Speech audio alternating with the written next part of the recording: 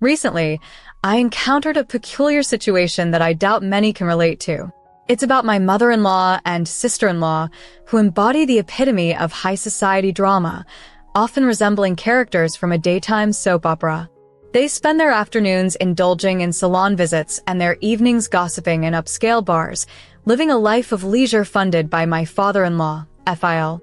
Rumors swirl that he may even have a mistress, an arrangement seemingly tolerated by my MIL as long as her lavish lifestyle is maintained. I'm 34 years old, happily married for 10 years to my 40-year-old husband, and we're blessed with 3 wonderful children, a 9-year-old son and a 7-year-old daughter. Despite our content family life, my MIL and SIL's over-the-top behavior and sense of entitlement often challenge our peace.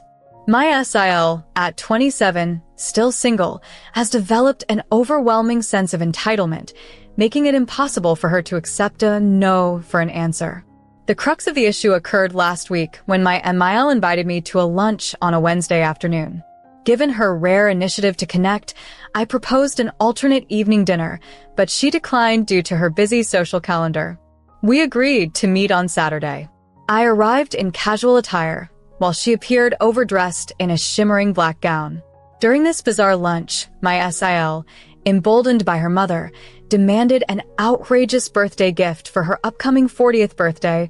She wanted my youngest child. At first, I thought it was a joke. However, realizing their seriousness, I played along only to expose their absurd request later on social media. I publicly shared the incident, highlighting their foolishness and immaturity to our family and friends. This situation might sound surreal, and I'm still bewildered by the audacity of their request. It's a glimpse into the daily dramas influenced by their delusional world, where reality is often stranger than fiction. My husband and I continue to navigate this delicate family dynamic, striving to protect our children and maintain our sanity amidst the chaos. It was a peculiar choice for a midday meal when she decided to join me and immediately began critiquing my choice of perfume.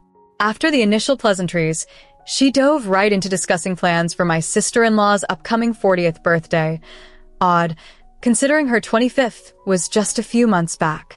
I pointed out that her next birthday was nearly a year away, but she laughed it off, emphasizing the need for early planning to avoid last year's mishaps when her gifts apparently disappointed her.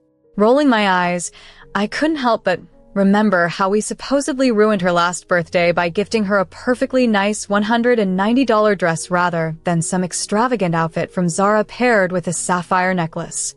She then suggested, rather outrageously, that to make up for the so-called substandard gift, we should give a truly unique present next year, a baby. Yes, she seriously proposed that I have a child and give it to my sister-in-law as a birthday gift. I was utterly shocked and had to ask repeatedly to ensure I wasn't mishearing. Her confirmation only intensified my disbelief. Why would I agree to something like that? I challenged her, incredulous. She argued that it was to compensate for last year's gift debacle. That was the last straw for me. I declared firmly that I didn't owe anyone such an absurd obligation, certainly not to breed a child as a birthday offering. I left the restaurant in dismay. On my way home, after picking up my son from a friend's house, my husband greeted me with a question about the lunch ordeal. He was already clued in by his mother's call, though he didn't take her upset seriously, knowing her dramatic tendencies. I explained the bizarre gift suggestion, and he initially laughed, thinking it was a joke. But as I recounted the full story, his amusement turned to shock, and he could only wonder what had gotten into her to suggest such an idea. I made it clear to him that I couldn't agree to her demands.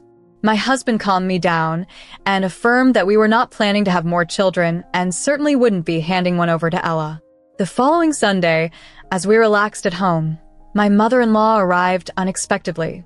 Exhausted, I excused myself to rest, but she stopped me to apologize for her previous behavior, explaining she hadn't provided enough context about her request.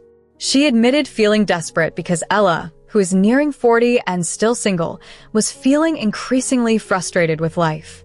She suggested that having a baby might give Ella a new focus, but I was appalled by the notion. A child isn't a simple distraction or a means to bring temporary happiness like a toy.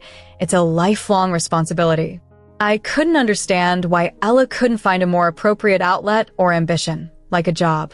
However, she doesn't work, doesn't contribute to household chores to avoid damaging her manicure, and still lives with her parents, spending money without any awareness of its source. Her room remains a childhood shrine to pink, a color she wears exclusively. She seems oblivious to the world, unaware of basic facts like the capital city or the current president, simply enjoying the effortless luxury provided by her parents. When I suggested that Ella could adopt if she so desired a child, Maya Mile scoffed, calling adoption a risk due to unknown genetic histories, and urged us to reconsider as a safer option. This was neither reasonable nor acceptable, and I stood firm against it, frustrated by her audacity and disregard for what a child truly needs. I gave my husband a pleading look, hinting for him to speak up as the conversation at dinner took a bizarre turn. He chuckled and remarked that my sister-in-law Mill was being utterly absurd, suggesting I should bear another child despite my already full plate with motherhood and a career. He pointed out how strange it would sound to people that her brother would be the father of my child. Without hesitating, Mill retorted, "Why not? Sophia's cousin Dill was a surrogate for her daughter, so what's the big deal if you do the same for Ella?"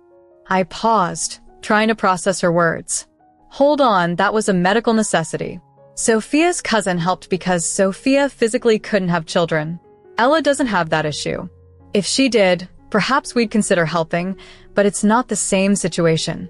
We're not some baby factory. My husband suggested Ella should instead focus on finding a partner and starting her own family, rather than complicating things further. Mill burst into tears, lamenting how hard Ella tried to find a suitable partner, but lamented the dismal quality of men nowadays. She turned to me and sighed, "You're so lucky to have my son. Not everyone is as fortunate as you. Ella has high standards. She needs someone who will treat her the way we do." "Yeah, her last relationship ended over a designer bag," I added, a hint of frustration in my voice. Mill tried to defend her, but I couldn't take it anymore. "This conversation is making me sick. I need to lie down. And for the record, we are not having a child to hand out as a birthday gift." Later, my husband joined me in our bedroom to comfort me. I asked him what he had told his mother. He reassured me that he had made our stance clear, no more children, and urged them to respect our decision. He mentioned that Mill had stormed out in a fury. "Can you believe this mess?" I asked, exasperated. "Sometimes, I just want to bang my head against the wall." Just when I thought I was only dealing with Evelyn, Ella joined the fray. Talking to her is even more challenging because she simply can't grasp basic logic. As I mentioned before, Evelyn completely ruined my Sunday last week with her incessant talk about having a baby. And just like clockwork, this Sunday she was at it again, this time bringing her cousin Ella along. Ella showed up dressed differently than usual, opting for a skirt and a comfortable blouse instead of her typical tight-fitting attire, though she didn't skimp on her perfectly styled hair and nails. Evelyn pointed out that Ella was starting to dress like a mom, which they seemed to think would magically prepare her for motherhood. With a smirk, Ella embraced her brother as if they hadn't seen each other in years, despite the short time apart. She then loudly hinted at wanting a baby as a surprise gift for her 40th birthday. My husband, caught off guard, had to set the record straight and debunk that idea right there, and then, thankfully, he intervened before I lost my patience. He firmly told her that we were not planning on having children anytime soon, let alone as a birthday present. He was discreetly planning a surprise, which unfortunately led to a misunderstanding. When Ella realized that she wasn't receiving the baby-related gift she had anticipated, her disappointment boiled over. "Why not? You've always been harsh to me, and now you're missing your chance to make things right," she exclaimed, demanding a baby doll as if it were that simple. "Ella, we don't operate a baby store where you place an order and get exactly what you want," I replied, trying to inject some reason into the conversation. "Do you even understand how babies come into this world?" Her anger softened as she shared her longing for a daughter. "I have so much love to give. I dream of raising a confident, successful woman and know she would be lucky to have me as her mother." Ella's declaration was heartfelt, but it underscored her misunderstanding. You see, this is why it's difficult to discuss this with her, I thought. She seemed unaware that I couldn't choose the sex of my child, as if selecting a shade of lipstick. Moreover, Ella had never cared for a child. She used to dismiss my own children to avoid messing her clothes or hair. How could she possibly manage the demands of motherhood, like midnight feedings or diaper changes? And I couldn't bear the thought of enduring the challenges of pregnancy and childbirth only to hand over my child to someone so unprepared for the realities of parenting. As Ella continued to make her case for motherhood, I was lost in these thoughts. Finally, I stood up. Look, Ella, I know this will upset you. You seem to find reasons to be upset with me anyway. But hear me clearly. I am not going to have a baby for you. Do you understand? I penned down a note for them because it seemed like they, including my mother, were not only hard of hearing but also had seemingly lost their common sense. My husband gestured to me, suggesting I should tread lightly, but their absurdity had already pushed me to my limit. I firmly told them I wanted no more discussions on the matter and warned that if they continued to bother me, I'd have no choice but to ban them from our home. Overwhelmed, I retreated to my room and forcefully shut the door behind me. Perhaps I crossed a line, but given their behavior, I was at a loss for words to describe just how toxic they were. My husband subtly tried to point out that I might have been too direct, but I was too infuriated to care, and he didn't pursue the matter further. He only mentioned that his mother and sister had unfairly labeled him as overly soft, and he left it at that. Regardless of what they think, he really needs to learn that he can't always be the nice guy. As Sunday approached, I braced myself for yet another confrontation, but surprisingly it was quiet and I preferred it that way. I was hopeful that this would mark the end of the ongoing disturbances. However, that peace was short-lived. The following 4 weeks were deceptively calm, and I enjoyed the tranquility of not having M turn up at our doorstep. But little did I know, the chaos had shifted online. I discovered that Ella had been maligning me on social media, accusing me of sabotaging her chances of motherhood. Known as a salon manager, she regularly posts makeup tutorials to a sizable following. I don't spend much time on social media as my life is filled with real-world responsibilities, including 3 children and a demanding job. Ella had spun a tale that her brother was on board with her plan to start a family, but I was the one obstructing it. She portrayed herself as a victim, eager to be a mother but unlucky in love, and therefore unable to adopt. A blatant falsehood, as they hadn't even pursued adoption. If they had, I doubted Ella would pass the rigorous screening process. She went on to depict me as someone who withheld my approval because she was single, accusing me of holding outdated and conservative views. I was tempted to respond. I became aware of Ella's disparaging online campaign against me only after my husband's aunt contacted me, questioning my actions. This prompted me to delve into what had been said. To my surprise, Ella's friends and relatives had unfairly painted me as the antagonist in her narrative. Regardless of the accusations, I maintained my stance. It's my body, and I have the right to decide. My husband advised me to disregard the situation, suggesting it would eventually fade away. At first, I tried to ignore the posts, but it's challenging to overlook public accusations aimed at you. Eventually, I realized that Ella was using my silence to further vilify me. Together with my friends, I strategized a response to give Ella a dose of her own medicine. I contacted her, expressing my concerns about the negative impact her campaign was having on my reputation and hinting at the possibility of acquiescing to her wishes. To appease her and perhaps to settle the issue, I suggested that she visit my home to discuss the matter further. Overjoyed at the thought of her perceived victory, Ella eagerly accepted. During her visit, I proposed we go live on social media to announce her upcoming motherhood, knowing her penchant for attention. This would also give me a chance to clear my name and gain some positive exposure. As we went live, I publicly agreed to Ella's request, turning the spotlight on her.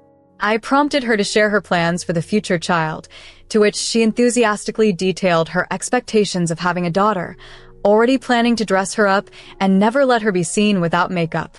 However, I had never confirmed the baby's gender, nor had I fully committed to the decision. The live audience quickly caught on to the nuances of the situation, questioning Ella's presumptions and readiness. This situation highlighted the complexities of dealing with public perception and personal disputes in the age of social media. In a recent video that went viral, many viewers bombarded it with negative comments and trolling. However, Ella was so engrossed in sharing her thoughts that she seemed oblivious to the online backlash. During our conversation, I mentioned how adorable her enthusiasm was, but couldn't help asking about handling the tougher moments, like when a baby gets fussy. Ella confidently replied, "Girls in our family hardly cry. Have you ever seen your daughter cry? She's always so pristine and serene." Trying to explain gently, I told her that she only sees my daughter during her calm moments. Behind every well-dressed, tranquil baby is a mother tirelessly managing tears and tantrums. Ella, undeterred, declared she'd handle the dressing up in frilly dresses and tiaras and leave the crying to me. Her plan was to take the baby when calm and return her at the first sign of distress. I couldn't help but laugh and questioned if she truly expected to only manage the peaceful moments. She exclaimed, "Exactly. Why not?" I laughed, a bit more sharply this time, as Ella insisted that she could handle it and even do better than me, boasting about her numerous followers and superior fashion sense. As she vented, she abruptly ended the live broadcast, clearly annoyed at being questioned on air. Unaware of the impression she had left, Ella claimed she was ready to dive into motherhood. Meanwhile, I remained expressionless. A friend had recorded everything, and later, I wrote a detailed post outlining the concerns about Ella's readiness for parenting, highlighted by her own words during our talk. I shared the post online, tagging her, after ensuring it would be seen by many, including Ella herself, once she woke up the next day. The post aimed to showcase the red flags in Ella's approach to childcare, revealing aspects of her character not evident in her public responses. She removed her tag, but by then, the post had already gained traction, drawing attention from thousands.